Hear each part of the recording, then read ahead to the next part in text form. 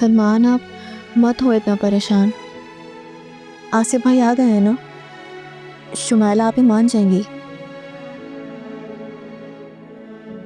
क्या पता उनको इस बात का गुस्सा हो कि आसिफ भाई उन्हें फ़ोन तक करके नहीं पूछते।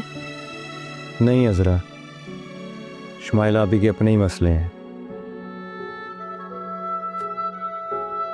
मैं तो वैसे आसिफ भाई की हिम्मत की दाद देता हूँ कि वो शुमाइला आप ही के साथ गुजारा कर रहे हैं। आप आ गए हैं ना, तो कोई ना कोई हल निकल आएगा। उम्मीद ही कर सकते हैं बस।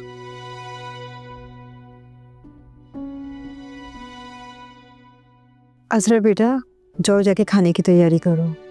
जी अम्मी, मैं देख लेती हूँ। मम्मी क्या बात हुई? एक तो मैं इस लड़की से इतनी परेशान हो गई हूँ। मुझे लगता है कि सारी गलती शुमाइला की ही है, आसिफ की कोई गलती नहीं है। अम्मी आप कुछ भी करके शुमाइला आप ही को समझा कर बस भेज दें उनके साथ। मैं मजीद अब शुमाइला आप ही को इस घर में नहीं देख सकता। बेटा मैं कोशिश तो कर रही हूँ, बस 1-2 दिन में उसे समझा बुझा के आसिफ के साथ भेज दूंगी। भेजें बस अम्मी। बेटा जाओ जाके खाने की तैयारी करो। जी।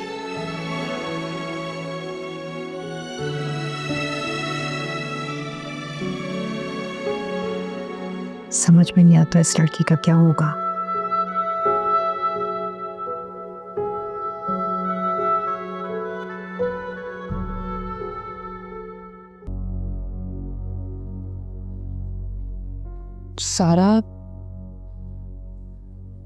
सारा मुराद बहुत गुस्से में था। मैंने बहुत मुश्किल से समझाया उसे। तुम समझते क्यों नहीं हो? मैं तुम्हारा बुरा नहीं सोचती हूँ, और तुमने मेरी बातें पता नहीं कौन सी सुन सुन के गलत फहमी पाल ली है। तुम मुझे ऐसा समझती हो? आप ही जो मैंने सुना वो बता दिया। मुझे बुरा लगा था, इसलिए मैंने मुराद से भी बात कर ली। अच्छा मुझे एक बात बताओ सारा, तुम्हें यहाँ पे समन का आना बुरा लगा, या फिर समन का यहाँ पे रिश्ता होना तुम्हें बुरा लग रहा है? आप ही मुझे समन से कोई मसला नहीं, आप उसका रिश्ता अपनी मर्जी से कहीं भी कर सकती। तो फिर मसला क्या है? तुमने कैसे इतना बड़ा इल्जाम लगाया? मैंने कोई इल्जाम नहीं लगाया। सारा चलो ठीक है, तुम शक कर रही हो, लेकिन क्यों कर रही हो तुम शक? तुम अपने ही हाथों से अपना घर क्यों तबाह कर रही हो? अगर मुराद की जिंदगी में कोई भी औरत आएगी तो तुम ऐसे ही शक करोगी क्या? आप ही पहली बात तो ये कि मुराद की जिंदगी में कोई दूसरी औरत नहीं है, और आप मुझे क्यों आकर इतना इंसिस्ट कर रही हैं कि मेरे दिल में कुछ है? जो बात थी मैंने बता दी और बात क्लियर हो गई।